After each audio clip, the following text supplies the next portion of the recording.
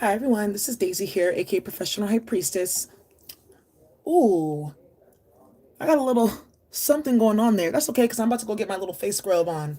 Um, Anyways, I just wanted to drop this channeling regarding narcissists need need you to have flaws. And what do I mean by narcissists need you to have flaws? So you have to understand, like, narcissistic individuals, they feed off of this power dynamic of one person being better than the other because they live in a skewed world where it has to be dog eat dog. One person has to be better than the other. It's really kind of like negative eighth house type of energy. Someone has to be the victor, someone has to be the victimizer. There can't be an equal playing field. So for narcissistic individuals who operate out of that energy and they meet people who don't have to operate out of that, that are comfortable with their flaws, that are comfortable with being open and expressing themselves, it puts them into this mind fuck where they're like, okay, how can they be so comfortable with themselves? What are they hiding? And not only that, you guys have to also understand too, narcissists, like, they like to do one-upmanship, like, oh, I noticed a typo here, so that means they're a complete fraud. Or I noticed, oh, her lipstick wasn't right, so she's permanently ugly. It's just like weird fucked up things that they use to try to constantly invalidate you, because you guys have to understand, narcissists, they're inherently, they have low self-esteem, they don't like themselves. That's why they're narcissists. They're self-absorbed. They're so absorbed with, like, their what they don't have and what other people are doing wrong, that they can't actually sit and actually take the time to realize, like, whoa, everyone got problems, everyone got flaws. I could take my bra off, right? Like, it's kind of like that feeling when you get home at night and you get to take your bra off and it's like a form of relief. Narcissists are, they're so uptight because they're always having to conform and perform for other people. They don't live their lives for themselves because they're trying to chase after power and fame and notoriety and popularity. And when you're always in that energy and you're around those different type of people who are also narcissists, you can't be yourself, right? So narcissists, when they see people like you who are just doing their thing and minding their business, they have to look for some type of flaw, and they have to, like, pick and prod and pry until they find something, even if they're all up in your ass cheeks studying every single hair. Like, this shit is ridiculous. But that's what they do because they can't stand to reflect on themselves. And there may be something within you that triggers, like, cognitive dissonance within them, meaning certain beliefs that they held about themselves, and they meet you and they realize, like, well, those beliefs are not true. Or they meet you and whatever you stand for contradicts the beliefs that they've, held for so long.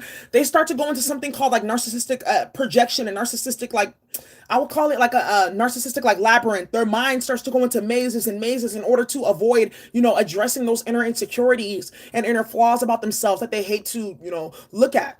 That's why they go to magic. That's why they go to slandering. That's why they have to get narcissistic monkeys, etc., to help them validate, like, their flaws and help them validate their fucked up behavior. Because narcissists are very weak people. They're very weak-minded and they're very weak-willed and they're very weak-spirited. That's why they're narcissists, right?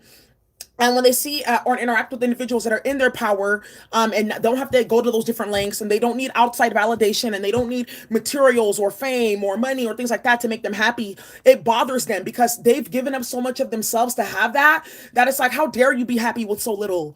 How dare you be happy with your flaws? How dare you be happy like that? And they're always looking for something to one up, especially in the spiritual community. Oh, I'm more spiritual than them because they said a curse word. Or I'm more spiritual from them because they said a wrong word in a sentence. Or I'm more spiritual than them because I say my words in this way and they say their words in that way. It's like always some type of one-upmanship.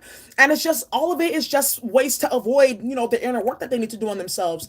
So I'm putting this channeling out there because I like I said, it's about to ramp up. It's about to really accelerate. And for some of you guys, you're going to be moving up into the next level. Hi, Sona. Some of y'all are going to be moving up into the next level of your advancement, right? In either your career or your spirituality, or in your family unit or in your friends group. And this is going to really be happening. So be mindful with the one-upmanship and the secret competition, because jealousy, Kendrick Lamar says, but jealousy can get you killed. Yeah, it really can. Especially when people are going, like, they're so kind of like sick with themselves and they really don't like themselves. And they have, like, a lot of layers and calcification of trauma and self-hate and unresolved issues, and then your energy kind of, like, rattles that for them, and instead of them to take that as an opportunity for healing, they take that as an opportunity to be in competition and to harm you.